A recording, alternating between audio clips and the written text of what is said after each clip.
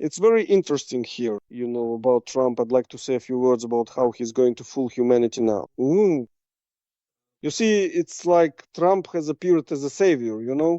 I think this will be one of the most brutal disappointments in all of human history. Because, honestly, I think I'll say the truth again that, in my opinion, this will be a useful disappointment. Because, a trader has turned around. Right now, the foreign policy conditions are uniquely favorable for him.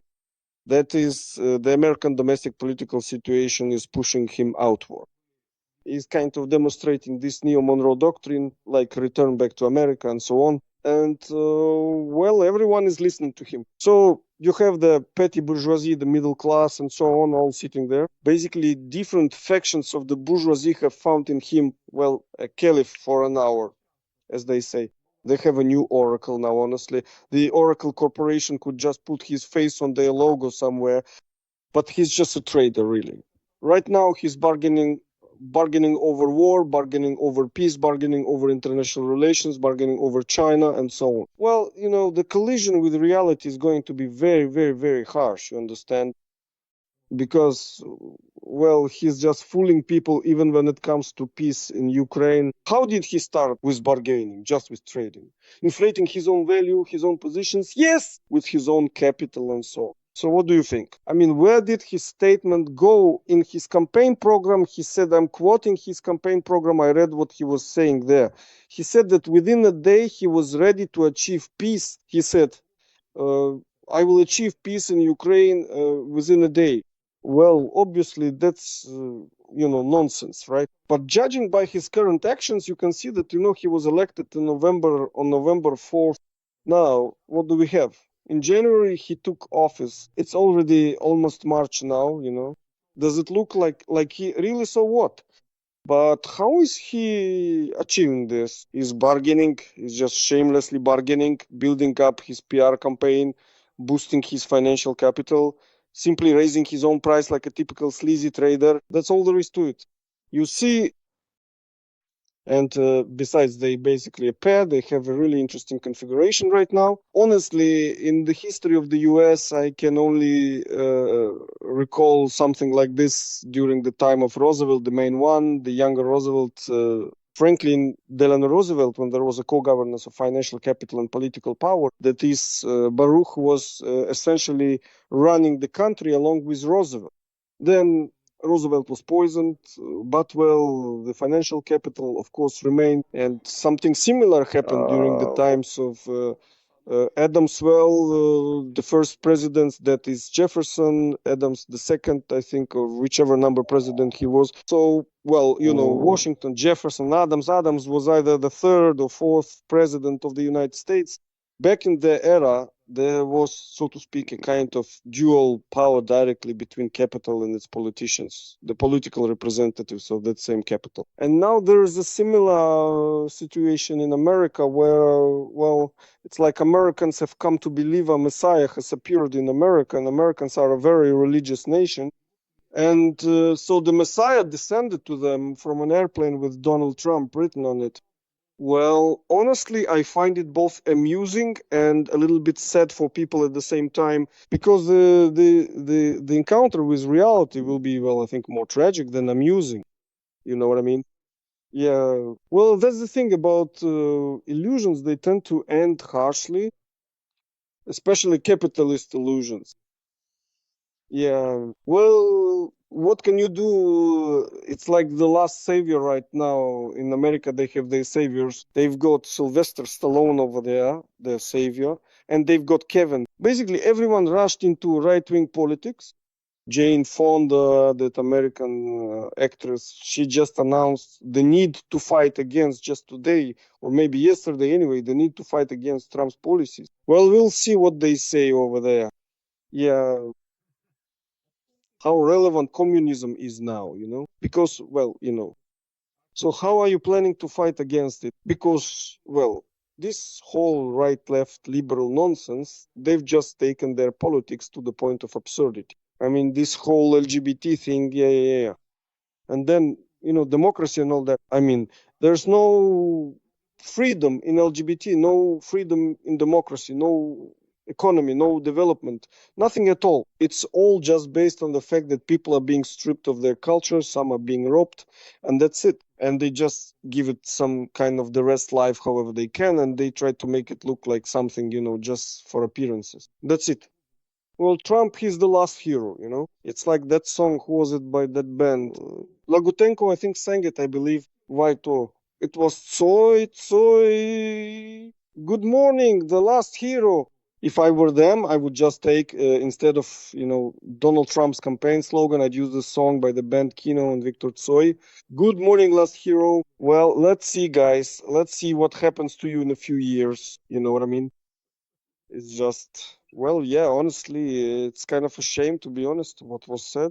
Yeah, as it was put very, very well, I think it was Kwame Nkrumah who said it, that in America too, power belongs to one party, but with typical American extravagance. They have two of those parties. Yeah, I read that.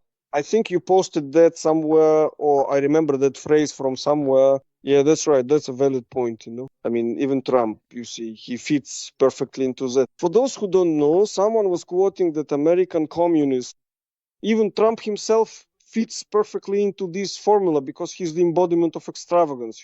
If you look at old fights from the Tyson era, Mike Tyson, Holyfield, and so on, they almost always performed at Trump Plaza. In the corners of the boxing ring, there's Trump.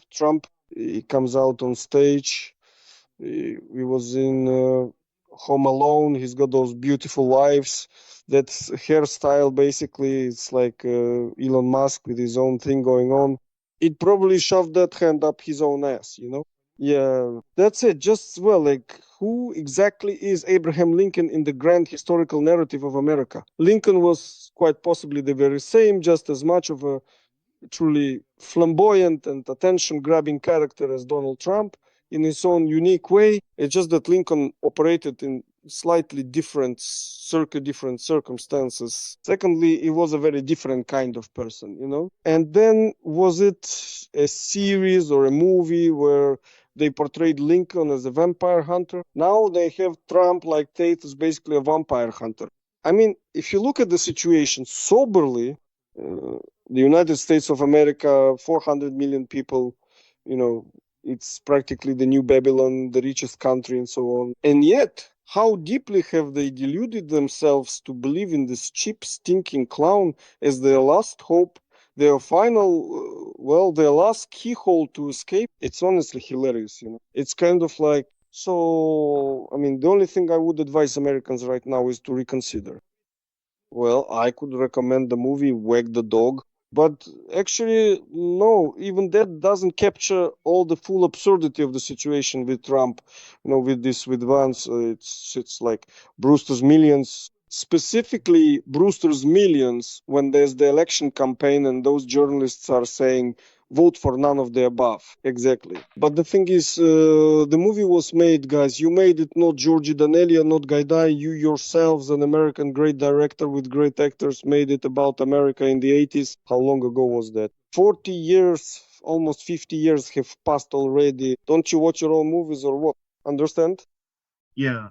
This just profoundly demonstrates that the sober and rigorous analysis of Marx, Lenin, Stalin, and Engels only that truly works and is effective because, well, these are indeed 400 million global robbers who live off the very blood of all humanity, and to back themselves into such an incredibly tight corner that they ultimately end up believing in someone like Trump. That's honestly quite hilarious. That's true. Well, it's kind of amusing and funny. And, well, again, it will be up to the communists to somehow restrain the way out of this situation so that, the exit is at least more or less handled with just old weaponry so that, no nuclear bombs start flying around. Because with the level of clowning around that's going on there now with people like Kamala Harris, Donald Trump, whether it's one more nuclear bomb or one less in this circus of idiots, that won't stop them at all. So, apart from the unfortunate communists, no one can stop them. So what can you do here, really? Well, let them run wild, whatever. Like I said, Trump is really well, he's kind of the integral of all the private churches in America. And, Jesus Christ actually has very little to do with any of these churches. But Donald Trump, on the other hand, is directly the embodiment, so to speak, of the intellect of American private religion. So he's kind of, I saw Jesus, I saw Jesus, and his name is Donald Trump. You get it? That's basically the slogan of the modern American petty and middle bourgeoisie. Well, guys, what can I say? You reap what you sow, That's it. So, yeah, if you carefully look at it, it's really quite similar to all those bourgeois types who tend to hide behind the facade of communism, especially the smaller, less significant ones, you know what I was thinking? That Trump really reminds me of Gorbachev, specifically Gorbachev. You see, so many hopes. He's all soft and cuddly, so much for the people, all rosy, kissed all over, everywhere. Right now, the American bourgeoisie is practically kissing his ass, maybe literally, and so on. It couldn't get any closer, yeah? A little pink cherub and so on. Wait a minute, guys. As old Socrates used to say, you can't judge whether a person was happy until you know how their life ended. So, how should I put it? The bourgeois in Trump, the outcome is going to be very sad, very, very, very sad. Because, so what is Trump's strength? Trump's strength is the power of illusion, you see? That is, it's like, there are tens and hundreds of millions of Americans, quarter bourgeois, semi-bourgeois, micro-bourgeois, basically a very petty bourgeoisie, to put it simply. Why did they all suddenly start believing so unanimously? Because their country is a complete mess, I mean, in terms of class and politics, you see, and so on. Of course, they're going to believe.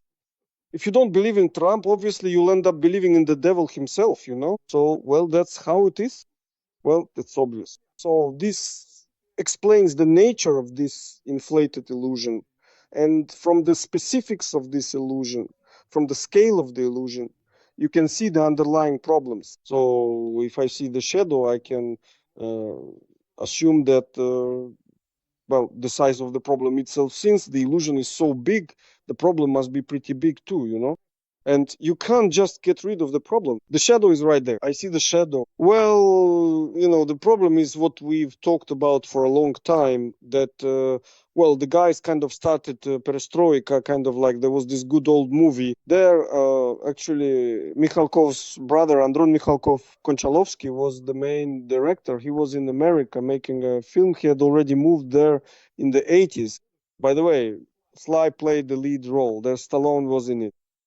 That movie Tango and Cash, that was kind of the anthem of perestroika. At the beginning of the film, I think either Stallone or one of the main characters is walking through a parking lot, and they run into a Russian immigrant, if I remember correctly.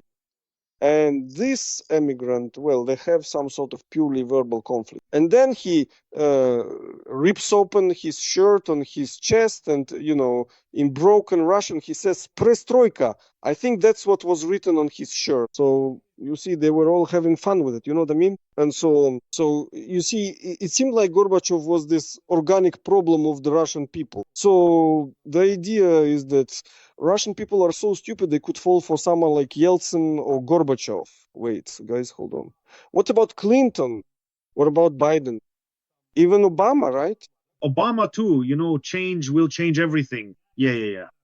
That Al Gore guy and so on. And now it's not even just the cherry on top. I don't even know how to put it. It's like a whole cherry orchard on the cake. And on that cake, that's Trump. Wait, guys. Just wait. You'll end up looking back on Kamala Harris, that idiot, with nostalgia, So, let it be, I guess. Because, once again, Trump is the integral of the real problem that exists in America. That is, for a very long time, they kept injecting, so to speak, a drug that they themselves were withdrawing. In other words, they were, robbing the whole world and injecting all of that into the economy, inflating these bubbles, the mortgage bubble, the petty bourgeois bubble, the middle class bubble, the Hollywood bubble, the bubble of illusions and so on. Now the bubbles are bursting, and all these bubbles have found some sort of religious embodiment. Well, it's clear that, well, Kamala Harris just didn't fit the part, right? Because honestly, it just wasn't her role, that's all. And Trump, well, he's got the hair and his ear got torn off and so on. In general, he's like that white beam with the red ear, just like that. White Trump, red ear, so to speak. So where are you going to put reality, you know? So if you have such a cheerful grand illusion, then you also have a cheerful grand problem. And what are you planning to do with that? You see, that's it. Yeah, there's even an American saying about that. You can even continue it. During the gold rush, it's not those who mine the gold who get rich, and not even those who sell pants and pickaxes. The ones who get rich are those who sell the legend of the Klondike itself. Yeah, that's even in American literature. Jack London wrote about it. I read all that when I was just a kid. And there are American films about it too, actually. Some good ones from the 1930s, by the way. But you see, no ideology, no culture works until the conditions are right. Well, they do work, but still they just a superstructure, you know? And, you know, guys like Jesus Christ, they wrote, they lived a long time ago, they spoke a long time ago. But you see, that stone inside was still dry. But when the conditions of this tsunami-like re-import of class struggle finally arrived, which America had been postponing for a very long time, holding it off and so on. Now, you see, the process has come back home, you know? It's come back, so to speak. Well, that is, it came back kind of ragged, so to speak, and so on. By the way, Americans could really reconsider a lot of things. There's a lot to rethink. Like, you know, have you seen the movie Rambo? Oh, no, I haven't watched it. Well, it starts with, again, Sly Stallone. He's now kind of one of the symbols of the right, so to speak. He's on the right, then there's Costner and Mel Gibson and so on. They all have different motivations, but that's not the point. So basically, young, handsome Stallone, an Italian guy with a full head of hair. He's walking along the road in a Vietnam War veteran's jacket, just walking, and he enters a small town, and unfortunately for the locals, the local sheriff, this fat sheriff, just arrests him. And that's how the movie Rambo begins. There, he's beaten up at the police station, he escapes, and the chase begins. And during the chase, he accidentally kills a police officer. Well, they were trying to kill him. He was just defending himself, and that's how the whole thing started. The pentalogy, I think there are 5 parts in Rambo, and so on. So let them watch, because right now this illusion of, this global robbery is slowly coming back to American cities. So now they're going to have a lot of Rambos in America. You see what I mean? Let them handle it over there. We'll see how it goes. I mean, they always play it on this national theme, like, well, Gorbachev is the problem because Russians are such fools, Soviets are such fools, communism doesn't work, like socialism is a utopia. It's just an ideology, just an idea. So, like, it doesn't work in the economy. Well, now let's see how it works for you. Let's see. Trump, interesting. The thing is, when Trump was president, this is an important point president for the second time. Trump, in fact, well, he's a bourgeois. He's quite a sober-minded bourgeois. In other words, he took certain actions to revive American industry while he was president during those 4 years. So basically, yes. Then he introduced these tariffs on foreign trade. Well, this can, of course, delay America's crisis for a while, but the main point is that you've built an economy that only works through plundering, through worse financial wars, and so on. Yeah, they're just stretching this rubber band, and it's going to snap back even harder. You can't get rid of that fact, and that's where the illusion comes from, because, well, the crisis in America is specifically a social and revolutionary one. If we're being precise, it's both social and revolutionary, not just a social revolutionary crisis. Everyone knows this about America because, well, so it's not about the dollar at all. The issue isn't the dollar. It's just that this is one of the most developed societies in the world. And moreover, it's a central society. It's not Korea, it's not Singapore, it's not Japan, it's not some peripheral societies that can just decay for a while longer. This is a central society, and it's an entire continent plus. even Trump's own program. If you voice it, well, of course, it's about trade, showmanship, and so on. For example, annexing Canada, it sounds kind of crazy, but in principle, it's actually a reasonable demand because, well, Canada is already America. The border is arbitrary. If you remember the map, it's basically just a straight line from the Great Lakes. You see what I mean? Canada is like an internal offshore zone, just a big one. Or rather an external offshore, and so on. So geographically, it's external. So basically, actually, well, Greenland is also, it's a territory that's attached. There's Newfoundland, Greenland, and so on. So accordingly, from the perspective of capitalist imperialism, these are completely legitimate demands. So we'll see how it turns out for him. But the fact is, well, how do you imagine it? Well, the thing is, 150 years ago, they took half of Mexico, half of its territory in exactly the same way. So what? Well, they did the right thing because imperialism needs to expand. Modern American imperialism, well, it's not even about external expansion here. It's more about, economic and cultural expansion because capitalism simply can't stand still. It needs, well, all those, the Trumps, the Musks, and so on, who financed Trump's rise to power. By financed, I don't mean the election campaign itself, that's just a minor detail. I mean, specifically in terms of, the work of party machines working with voters. That's what I mean by Trump's real rise to power. Yeah, it's psychological warfare, exactly. It's about shaping society itself, specifically what in America is called party machines, That's what they are, basically. And, well, they need to be given something. They need some kind of movement, a real movement. For example, Musk is proposing the colonization of Mars, but everyone understands perfectly well that large-scale colonization of Mars isn't happening anytime soon. So you can send one mission there, but that's more about ideology. It works in that sense. But in terms of the economy, in terms of real momentum, it doesn't. Capitalism needs not just economic momentum. It also needs to mess with people's heads. They've been messing with people's heads, perestroika, Gorbachev, Russians are bad, Soviets are stupid, dumb. So we bought a whore named Gorbachev, bought a whore named Yeltsin, and with these two whores, we basically tore the country apart. Come on, buddy, now show us who are you planning to buy now, you see? Capital needs expansion, and I'm not talking about territorial expansion at all. What it really needs is capital export. That's why Trump voices such goals. Yes, they sound crazy, but I think this craziness is actually quite natural, even if he doesn't actually plan to do it, and it's not a given that he doesn't plan to. But the very fact that he voices these things shows that, well, the horses have been standing idle in their stalls, That's it. So, and this, well, how should I put it? And then all these contradictions with Europos need to be studied. All these contradictions, well, there should be some communist somewhere who, study economics like Marx did, right? Because really, there's a serious lack of actual economic study. So what we end up with is a very peculiar kind of Marxism. It studies anything and everything, but it doesn't actually study society itself, What is it like? How does it trade? How does it live? What is its ideology?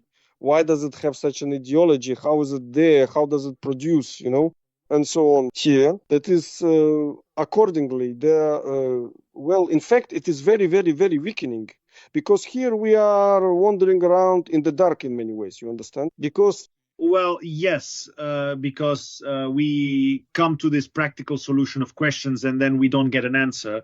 And in the end, this simply forces us not to react and not to act proactively, to act consciously, intelligently, thoughtfully. the bourgeoisie has this information simply because they live in the economy. They are guided by economic interests, by profit. Yes, in a way they live in this. To some extent they control it and so on. But if communists don't have this kind of analysis, the kind that Marx gave, that Lenin gave, that Stalin gave, and so on, then we end up, well, sort of just bumping into things and only then start to think about what we bumped into and why. In other words, we start acting as if we're blind. We just keep on acting to be more precise. And that's bad. That's really bad, actually. Well, at least I don't see anyone who's been doing this kind of research, unfortunately. Well, all right.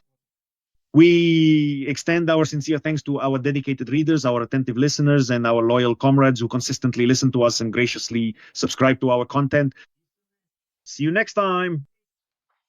Yes, of course. Thank you to our listeners. But I would like the listeners, as you say, the readers and listeners, I would like the listeners to be more active and purposeful in terms of in terms of creating an organization, in terms of for example, today I watched the second fight between Beterbiev and Bivol. Bivol won. Well, in general, it was a good fight, pretty even in my opinion. Well, Bivol won convincingly. He won. I have no objection. I mean, I like Bivol as a boxer. Both of them are from the Soviet school. Yeah, and I watched reviews, just reviews, The thing is, a proper review of a boxing match, a good fight, is watched by thousands of people.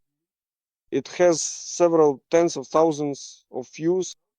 And this wasn't even a paid broadcast, just a regular recording I watched. I didn't watch it live. The fight was, a few days ago anyway. Yeah, and accordingly, the people who do this broadcast, they're good sports commentators.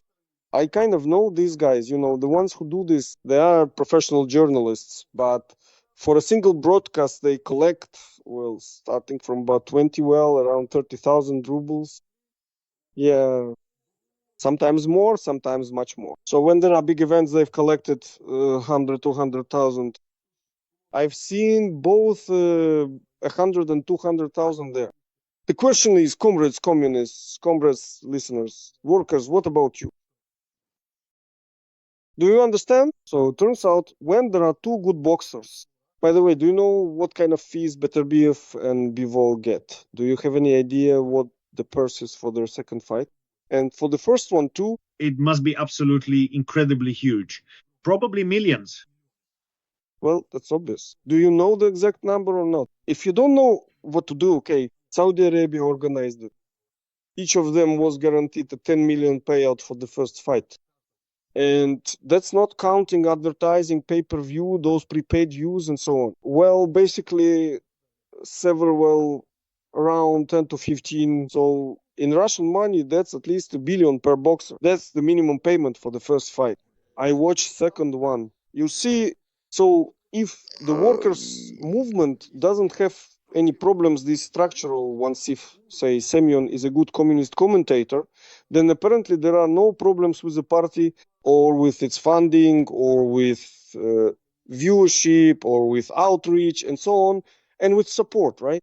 Well, since for now boxing channels are watched a bit more than communist ones, I draw the conclusion that there are still problems and something needs to be changed. This is for those who are listening to us now, because, I'll just say it again. I've been doing this for 30 years. We've been doing this for 15 years now, since February. It's already the 16th year at the School of Scientific Communism, which I founded in February 2010.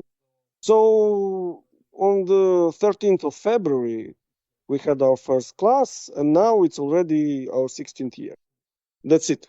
And basically, I've been doing this since 31, so to speak.